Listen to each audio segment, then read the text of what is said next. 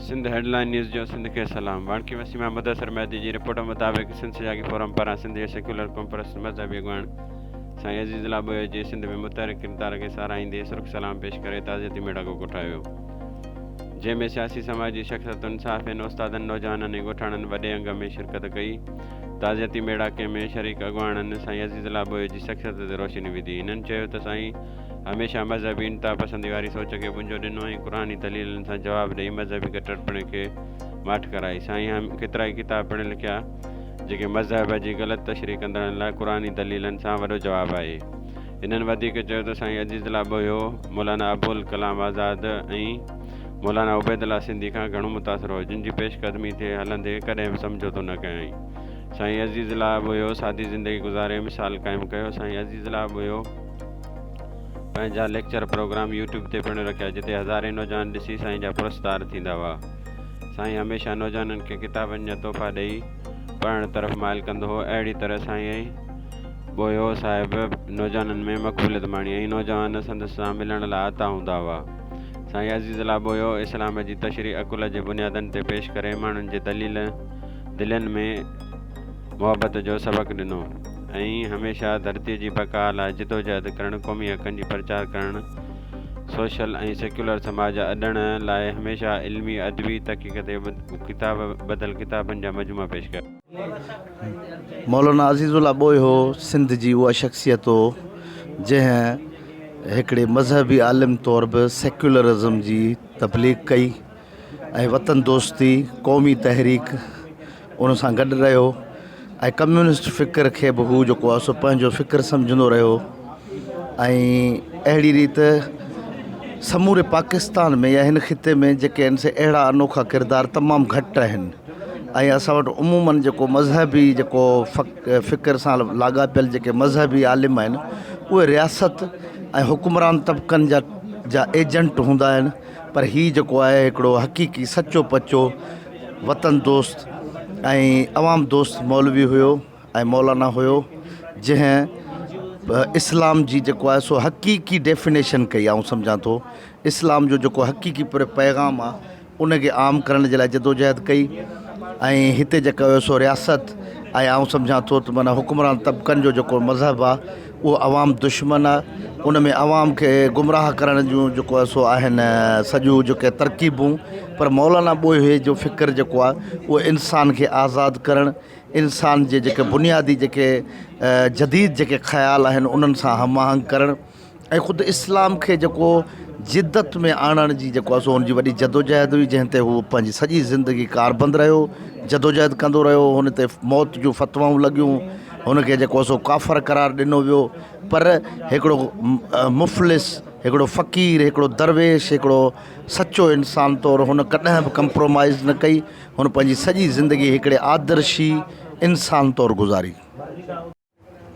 मौलाना अज़ीज़ुल्lah ॿोहयो हिकिड़ो तरक़ी पसंद, रोशन ख़्याल, जमहूरियत पसंद ऐं क़ौमपरस्त लीडर हो। हिन एशिया में तमामु घटि आलिम दीन हुजनि, उन सां गॾोगॾु उहे वरी क़ौमपरस्त बि हुजनि, वरी उन सां गॾोगॾु वरी सेक्युलर बि हुजनि। जंहिं अंदाज़ सां मौलाना मज़हब जी ऐं हदीसनि जी जेका तशरीह कंदो हुयो उहा घणनि माण्हुनि खे इहा सम्झ में न ईंदी हुई, छो जो असांजे माण्हुनि जो अञा एतिरो इल्मु, एतिरी सम्झ, अञा एतिरी एडवांस थी कोन्हे जो मौलाना जहिड़े ज़बरदस्त क़िस्म दानिशर जे फ़िक्र ऐं नज़रिए खे असांजो माण्हू सम्झे। पर जंहिं माण्हू उन जे फ़िक्र खे सम्झो आहे ऐं उन ते हू अमल करनि था पिया।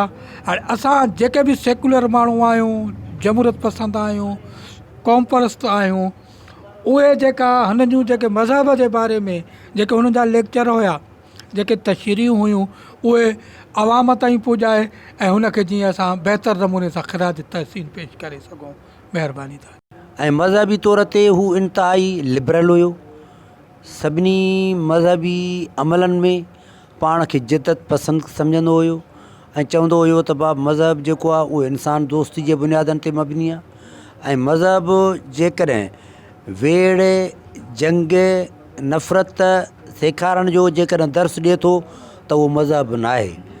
मज़हब में रवादारी हूंदी आहे, मज़हब में अख़लाक़ियात हूंदी आहे, मज़हब में तहमुल हूंदो आहे, मज़हब में बुर्दबारी हूंदी आहे। मज़हब जेको हूंदो आहे हिक ॿिए जे ॾुखनि ऐं सुखनि में साथी रहण जो हिकिड़ी तलक़ीन ॾिए थो। उन जे करे मौलाना अज़ीज़ुल्लाह ॿोहियो साहिब जा 40 किताब जेके उर्दू में छपजी चुका, उन में क़ौमपरस्ती, सोशलिज़म, जमहूरियत जे लाइ इलाही सारो मवाद आहे। ऐं उन सां गॾोगॾु 40 किताब जेके सिंधी में छपजी चुका आहिनि, उन में बि मज़हब जे बाबति ऐं धरती जे केस जे मुतालिक़ तमामु घणो मवाद आहे।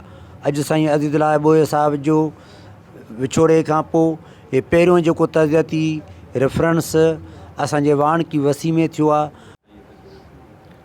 मौलाना अज़ीज़ुल्लाह ॿोहियो जी असां ताज़ियती मेड़ाको वाणकेसी में कयो।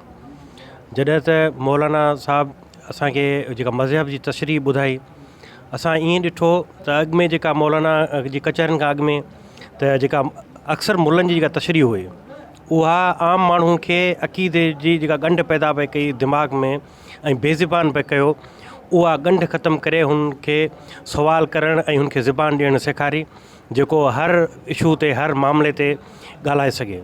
मौलाना उबैदुल्लाह सिंधी खां मुतासिर हुयो तमामु, ऐं मौलाना अबुल कलाम आज़ाद जहिड़नि वॾे वॾे शख़्सियतनि खां उहो मुतासिर हुयो हिन बर सग़ीर में।